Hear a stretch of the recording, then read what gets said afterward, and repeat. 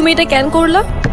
ঈশান, আমি তোমাকে বারবার বলছি বাবার সামনে রাগটা একটু কন্ট্রোল করে ভদ্রভাবে কথা বল। আমার জন্য এতটুকু করতে পারলা না? আমি বাবাকে অনেক কষ্ট করে ম্যানেজ করছি, তুমি জাস্ট একটা বার কি সরি বলো। আমি কেন সরি বলবো? উল্টা তোমার বাবাকে বলো আমাকে এসে সরি বল।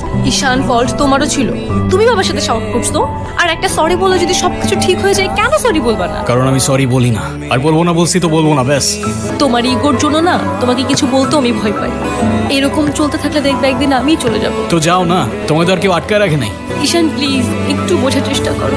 তুমি বাবার কাছে গিয়ে একটাবার সরি বললে সব ঠিক হয়ে যাবে। আরে আমি সরি বলবো না ভাই, বলবো না আমি সরি। এটাই কি তোমার শেষ ডিসিশন? এখন কি তোমার পেন আর পেপারে সাইন করে বলতে হবে নাকি? ঈশান, আমি যদি আজকে এখান থেকে চলে যাই, হয়তো আর কোনোদিন ফিরে আসবো না। আবে তো যাও না, কে আসতে বলছো তোমাকে? কেউ বুঝে নিয়ে কেউ খুঁজে